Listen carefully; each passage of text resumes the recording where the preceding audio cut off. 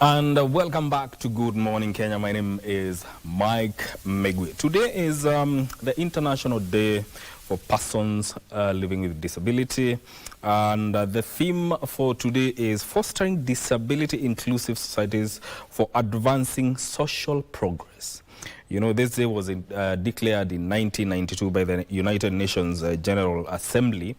And the whole idea is to promote awareness, understanding, and also acceptance of people with disability.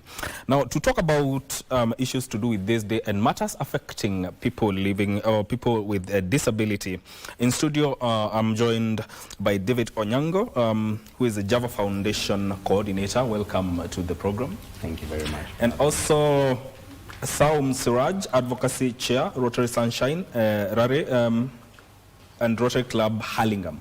Karibu sana to Good Morning Kenya. Thank you very much. And also there's Meshak Sisenda, who is a communication and disability inclusion advocate. Karibu sana to Good Morning Kenya. Let's get into this conversation.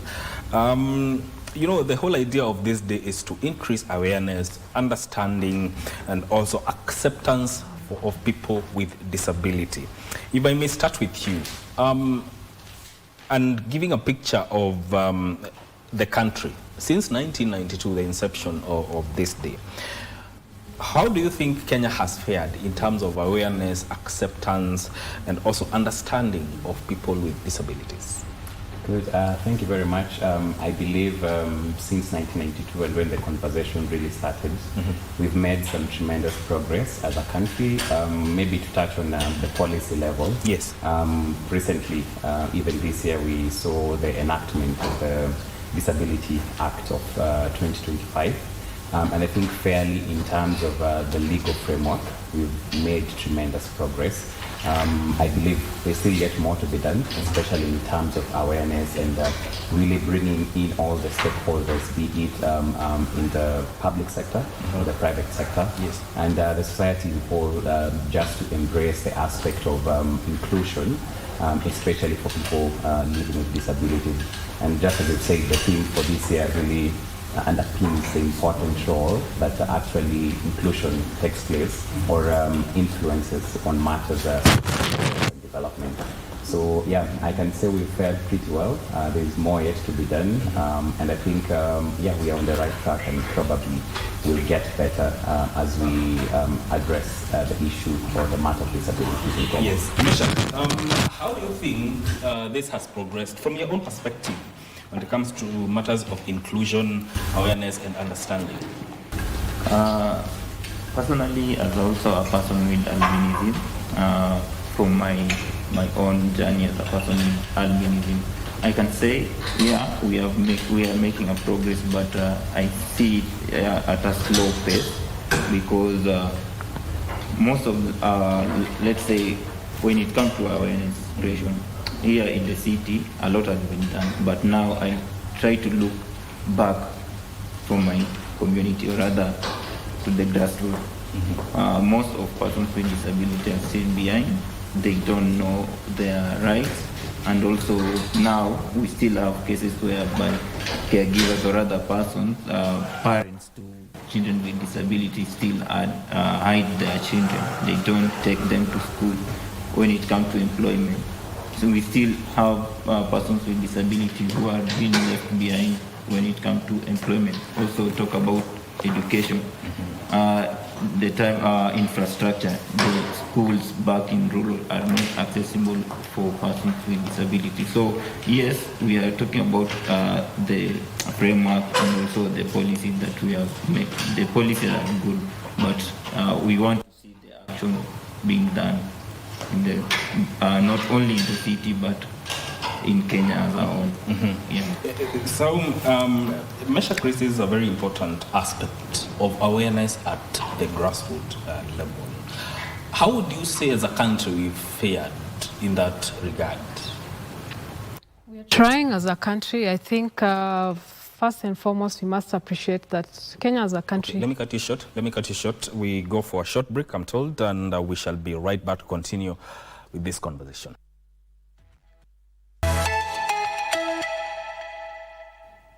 Welcome back. We are talking about the International Day of Persons with Disability. And before we went on a break, so we were talking about how we are progressing at the grassroots level as a country. Continue on that point. So as a country, the progress is there, but slow, as we are aware, because a lot happens in the urban areas. People are more aware, people are more exposed, people have information and access to that information. But at grassroots levels, a lot has to be done. We really need to go down, do a lot of advocacy. We need to go and break those myths and barriers that are there around persons with disabilities. We need to educate the people at grassroots levels on their rights in terms of matters with disability, show them how they can get a disability card, something as basic as that. Explain to them that the kids can go to school and just have access to education, which is a human right, you know, and things like that. So we still have a long way to go. And the onus is to all of us, not only government, but even the private sector, the development world, corporates. Everybody has to be part of these initiatives. Yeah. Indeed. And also, looking at disability inclusion and social progress, Derek, from your perspective, do you think it has been placed at the core of Kenya's social, political, economic, and even cultural progress, from your perspective? Good. That's a very good question. Yeah, first of all, I believe there's some level of progress, and as you've asked, has it been placed at the core of the social, political, and economic discourse? Yeah, so I can build up on what I had shared earlier, and even touching on the Persons with Disability Act, but beyond that, the Kenyan Constitution, which is among the best constitutions in the world, there's that placing of disability matters at the core, and even in terms of pushing for the agenda. In terms of how organizations and how people are viewing the same. I believe also there is some level of really awareness that has been happening over the years. And I can see organizations really coming up very strong to implement some of the things that are shared in the different legal framework that we do have in the country. And my friend here talked about the main issue being the matter of implementation. Of course, we do have a very robust constitution, very good legal framework touching on people with disabilities. And I'm happy that the National Persons with Disability Act of 2025 now gives a bit of obligations. And so organizations and different people no longer view these matters from an optional point of view, but I think it's mandatory now to put in place measures and activities, and also just ensuring that people living with disabilities are put at the center. So I believe we are going there. We are going there, and I'm happy also that we are really doing this through different organizations that are really coming up and pushing this agenda. So I believe we are the core. This matter is placed at the core, but there's more yet to be done. And I still hold on to that there's much that needs to be done. And I think also it starts even from an individual level. So when you look at the society, of course, we can look at it as at a macro level, you know, jurisdictions or governments, but also from an awareness point of view, it pushes individuals also to really have this knowledge about how disability or inclusion really impacts social progress. So yeah, I think also I believe the educational system or the matters education, we've seen also some progress in that, incorporating inclusion in terms of the curriculum from a very tender age, that kids or children grow up knowing, you know, that we can only get social progress when you have everyone on the table. So yes, I think there is much that has been done already.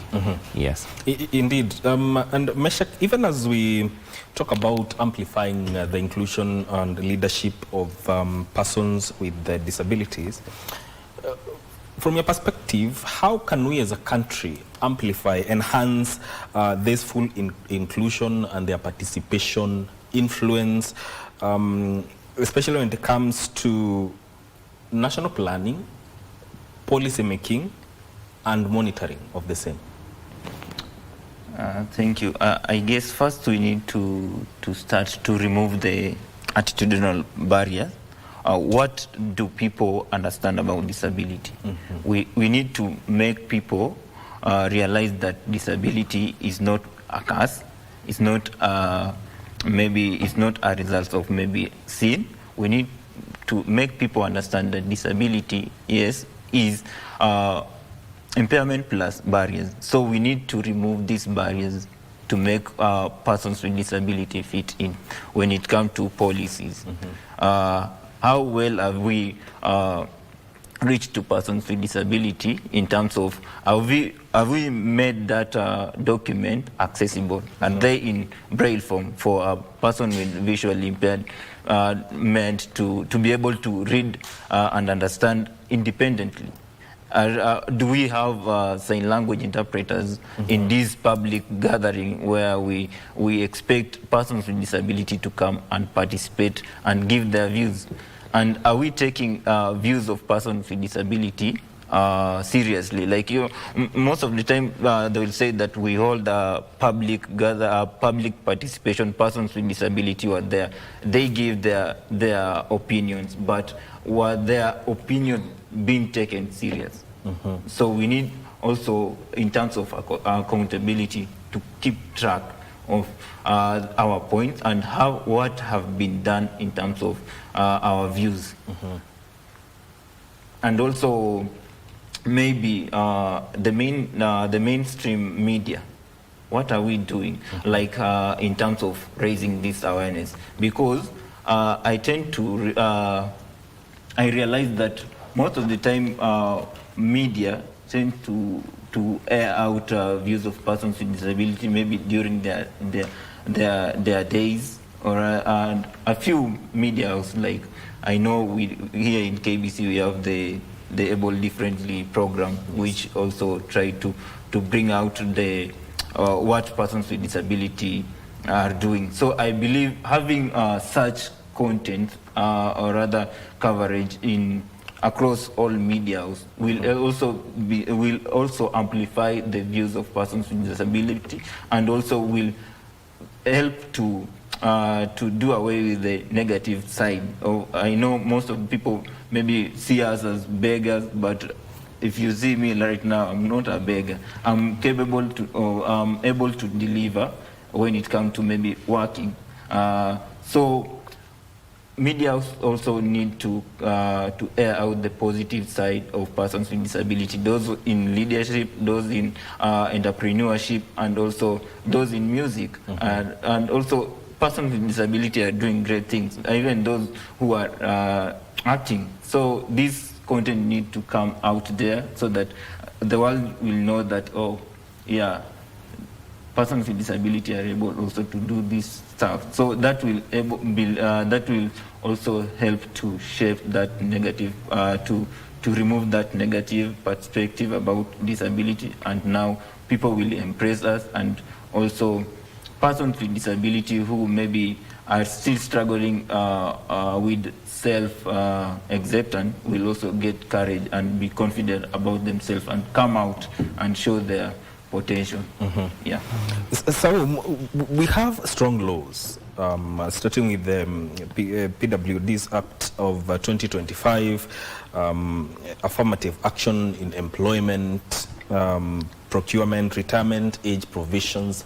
But then again, when it comes to implementation, there's a gap.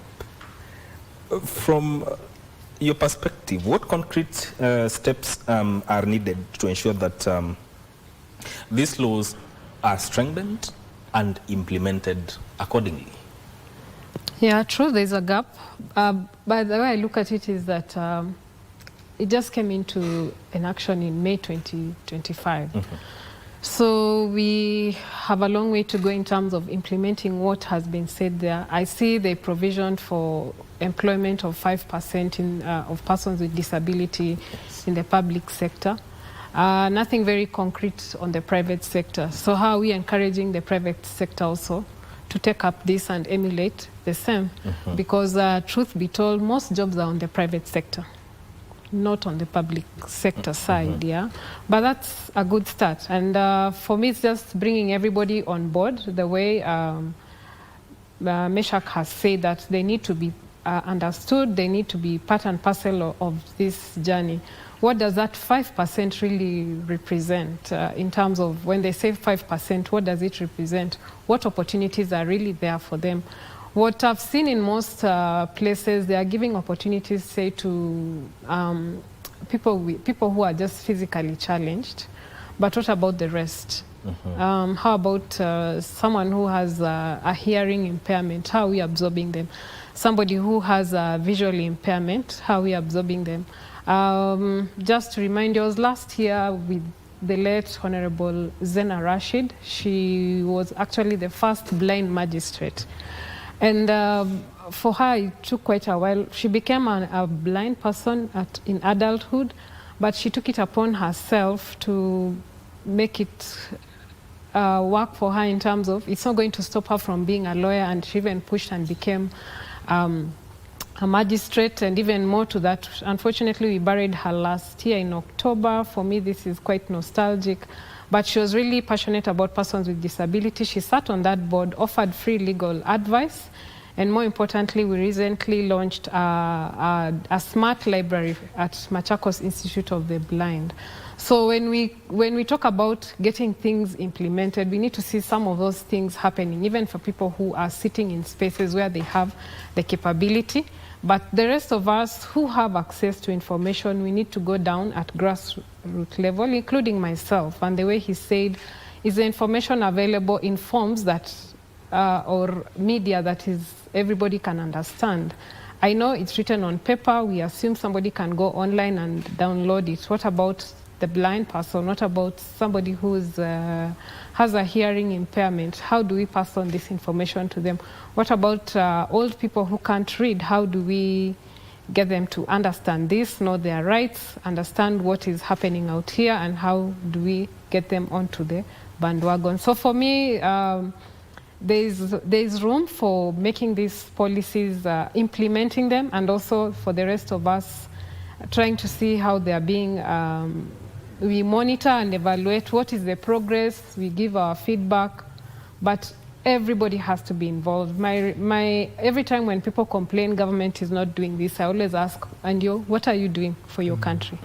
Before you complain, what are you doing yourself for your country? So let's all come on this table, see how we can support, how we can implement these beautiful policies that are on this act. Yes. And move forward. Yeah. All right. Yeah. All right. When we come back, we shall look at how Rotary clubs are doing in this regard of inclusion and making sure that people understand matters to do with persons with disability. Stay with us after this short break.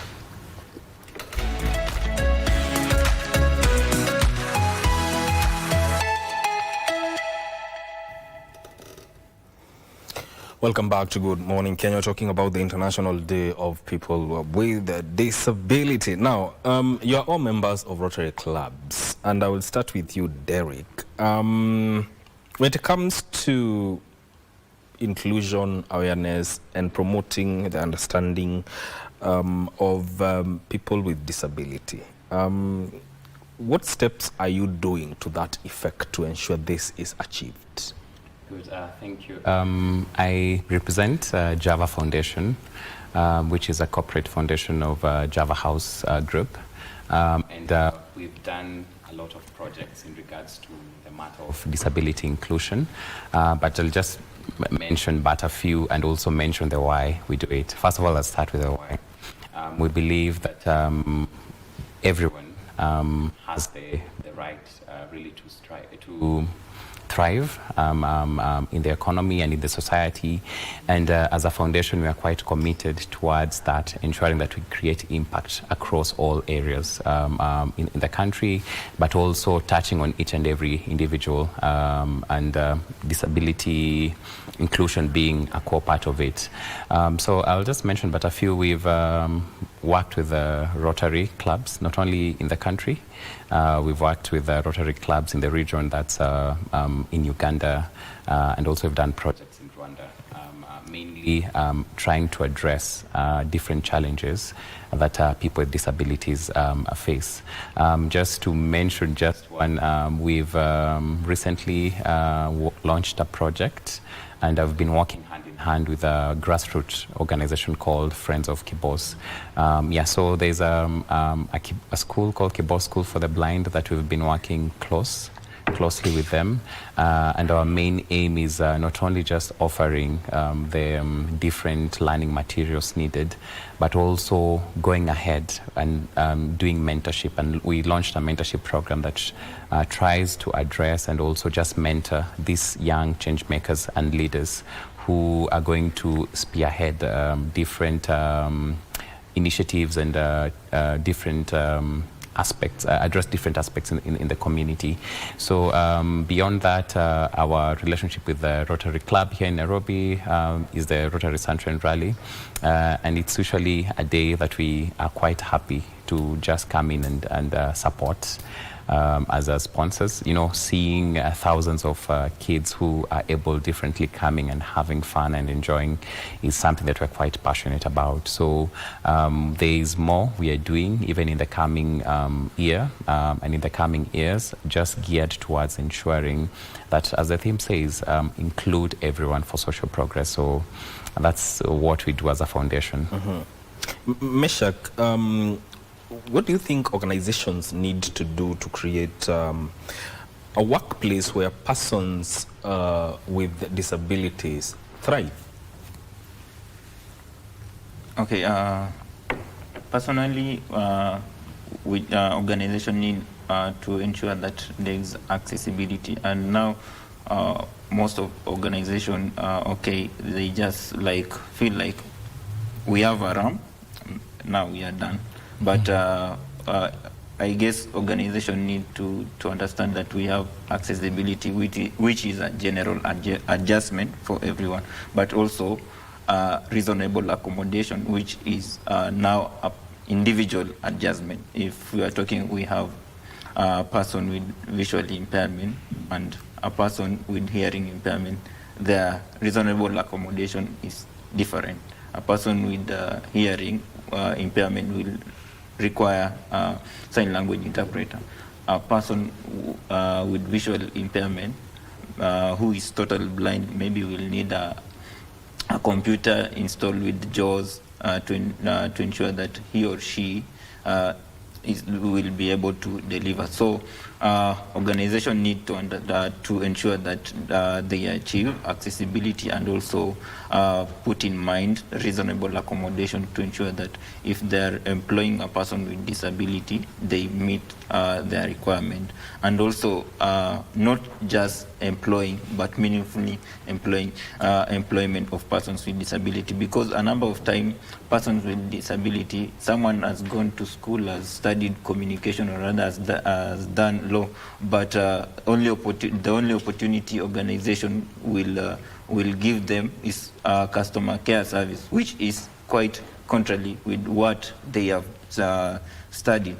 But if you ask them, they say, yeah, we have persons with disability on board. So we need... so they have checked the list. Yeah, we need meaningfully employment of persons with disability. If I've done communication, give me that role to do it. If I'm in law, yeah, give me opportunity that align with my field of specialization. That will be great. And also maybe just to talk about Rotary, I'm also a Rotarian, Rotary Club, Disability Advocacy, and we also give opportunity to persons with disability. We actually, weekly, we normally do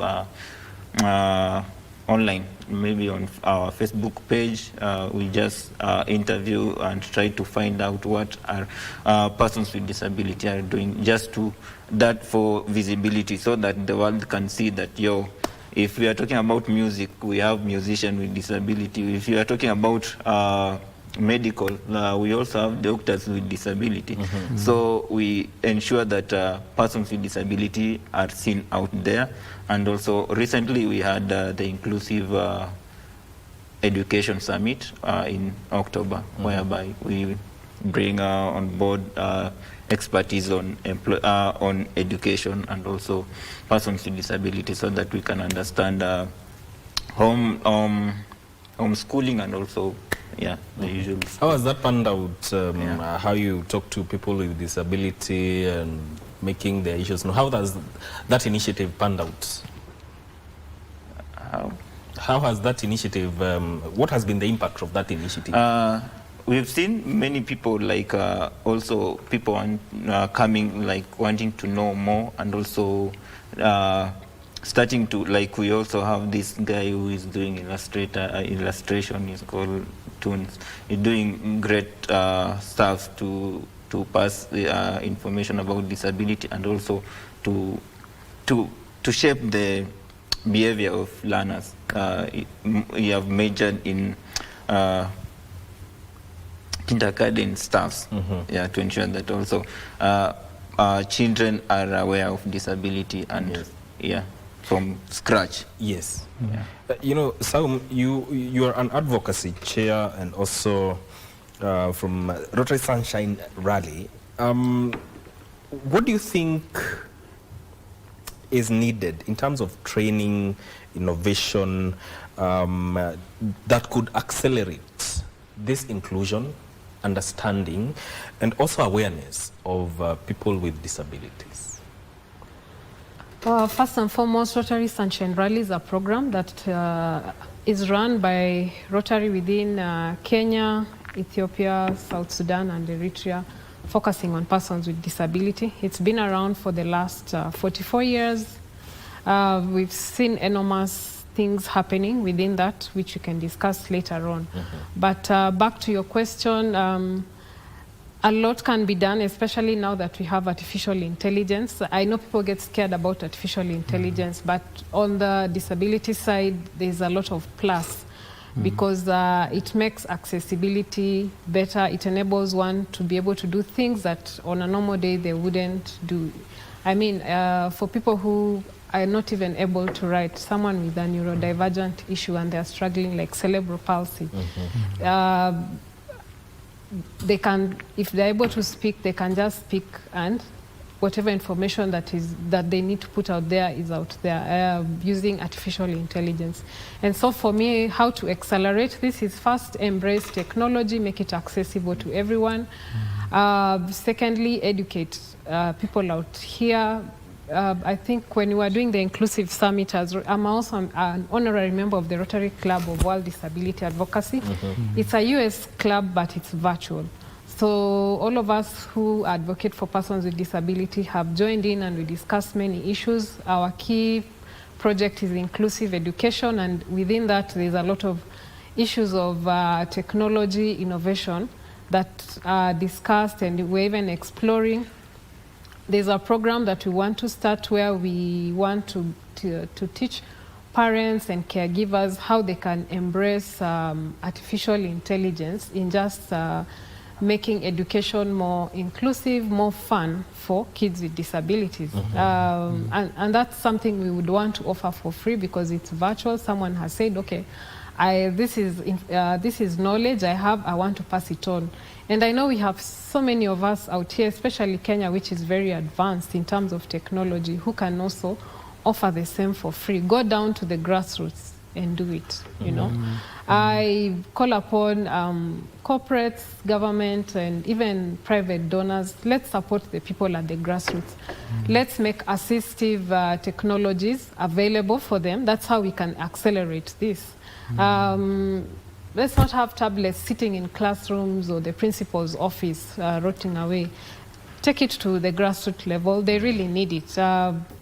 We have what we call a braille doodle, which will help someone who has a visual impairment be able to learn, be able to even live better. We can also take a notch further, and now beyond just education, and once you've turned 18, what happens to a person with disability? I think Meshach is a good example. I see him struggling. What he's even done, he's gone he studied journalism, he's a communication guy, but he even sings just to advocate for persons with disability. So we also have to bring in things like creativity around it. Beyond technology, there's creativity. We have amazing artists, we have amazing actors, and all that. So for me, everybody, as I always say, everybody must come on board. Let's see how we can make this more inclusive for all of us. We cannot be talking about inclusivity when we are not supporting the people who really need it. I'm not saying we ignore the marginalized, maybe people from places where they don't even have access to water and proper classrooms. While we are struggling to get these people water and proper classrooms, let's not leave behind persons with disability. I have been to places where they tell me, that one we'll deal with it later. Let this child just stay at home while we are taking the so-called normal kids. We struggle to get them to school. Let's take all the kids to school. Everybody has a right to education, you know.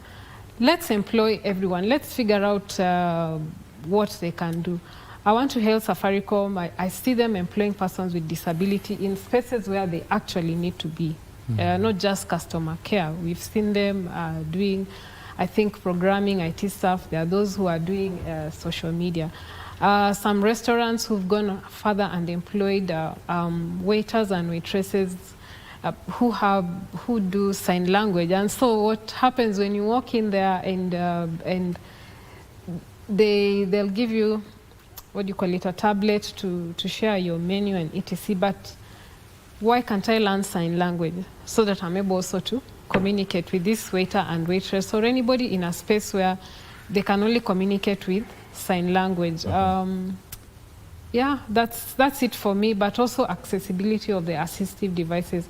I know teachers are struggling in class in terms of the learning aids that they require for their pupils, even in the special needs schools. But these are accessible. They're there. We're just not giving it the attention it deserves. So this will really accelerate that whole process. You also advocate for disability rights and awareness, especially when it comes to children and caregivers. Why specifically that group? We have so many of those kind of groups. We do support in various ways at club level, then now at a larger level. But more importantly, we have virtual sessions where I just talk to them about their rights, what they need to do. But beyond that, now you go and find out what do they really require. Like caregivers, you need specially trained caregivers. So those programs are there. What we've not formalized, and maybe someone can really come up with it. I've seen a few bureaus offering specialized caregivers, but that's not really popular. A lot of parents with children with disabilities will tell you how they struggle in terms of getting a caregiver appropriate for their child. Otherwise, they usually come, they'll stay for a week and take off. Even on a normal day, you struggle. So imagine when you have a child with a disability. So we need a lot of that, and that is a decent job to do.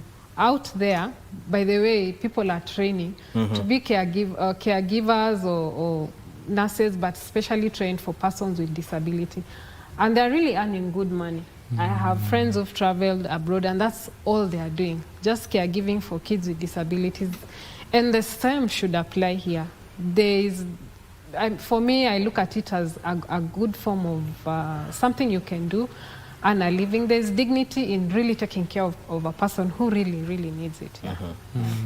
You know, Derek, you look at the National Council of People with Disabilities findings and of 2024, and one of the things that came out was low disability mainstreaming scores in many public institutions, especially when it comes to budgeting, accessibility, inclusive planning.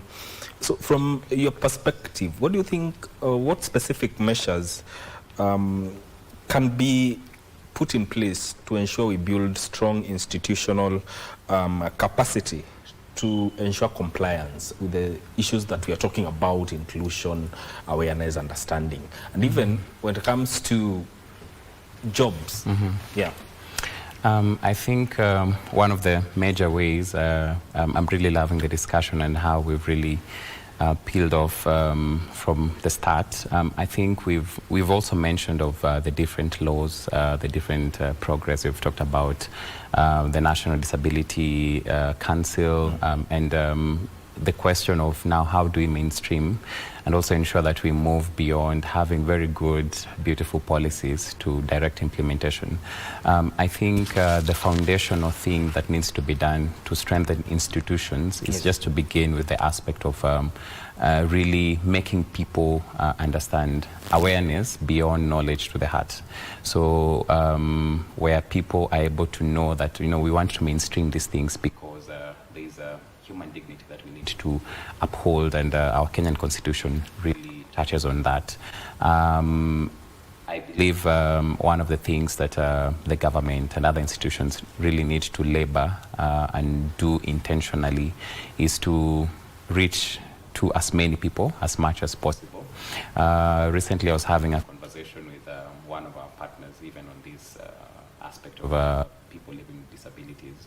To date, and I think also Meshach has mentioned that we do have families whereby kids who are able differently, are locked out and they're not able to access education and other matters. So I think starting with that, ensuring that we have everyone on the boat, we are thinking in the same wavelength, then going a step further, compliance now will be easy. I think once the knowledge has moved from the head to the heart, compliance becomes easy. As corporates, do their things, they're able to embrace and pursue inclusion, not from an aspect of compliance really, but from an aspect of really knowing that inclusion is very key in social progress and development. So creating more awareness, bringing in as much stakeholders as possible with the buy-in. So how can we do this? I'm happy to see Rotary doing a lot of projects around it and really telling people, corporates, and different organizations on the importance of really mainstreaming inclusion matters. So awareness is the key thing. Then moving now from beautiful policies to a place of implementing and walking through these policies from a heart level, and knowing that we are doing this not only for compliance but just maintaining the human dignity that each and every person has. So it can start from the public sector level, but ideally everywhere, education,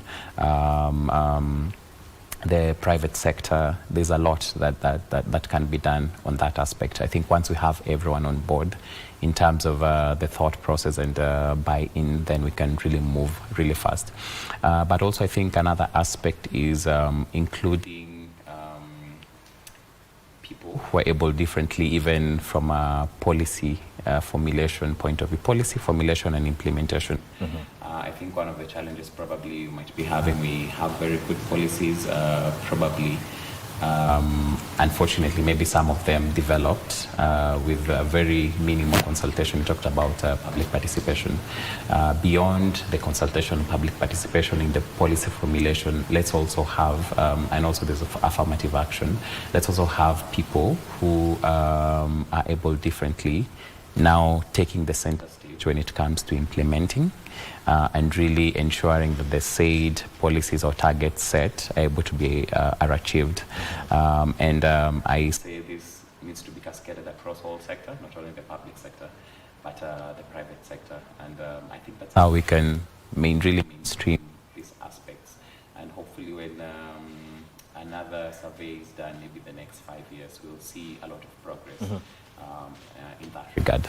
All right. Yes. In the interest of time, I want Meshach to tell us, challenges like poverty, access to education, limited access to decent work, weak social protections are some of the areas that really require addressing. But from your perspective, what other areas do you think needs to be addressed? I think like also climate change, because persons with disability also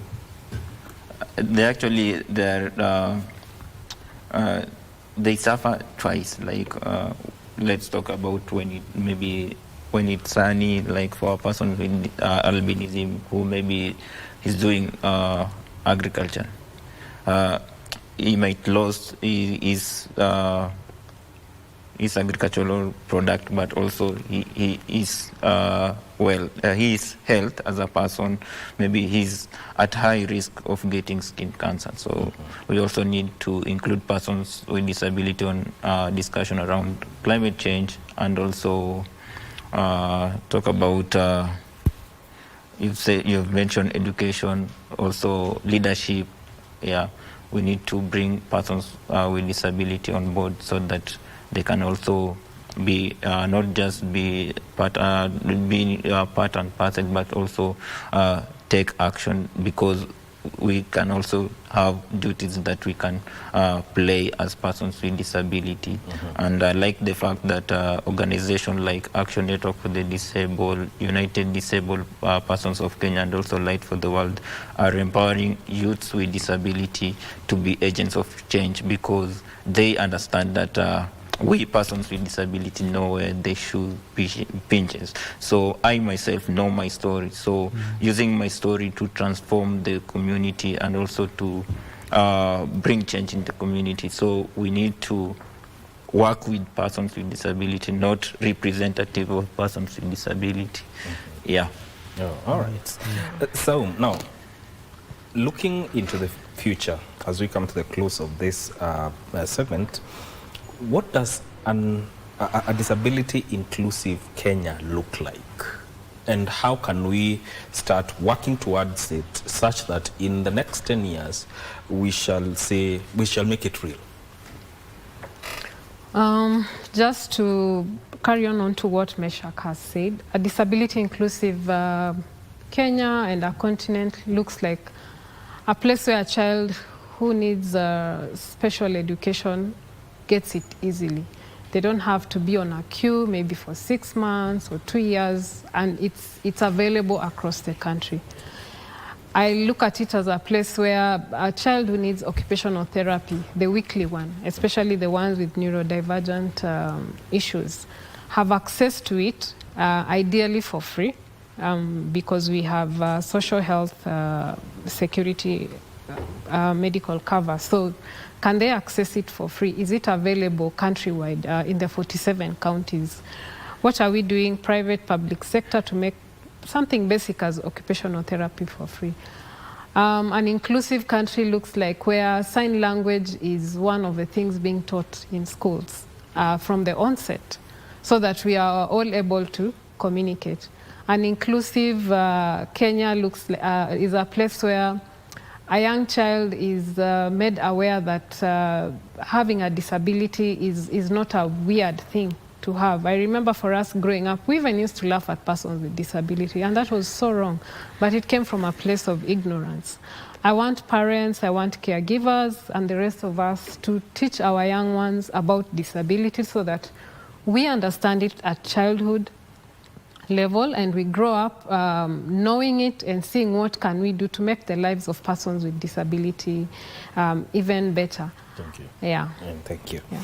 And we thank you so much for making time to come and talk about issues that regard persons with disability. That is Derek Onyango, who from the Java Foundation. He's a Java Foundation coordinator.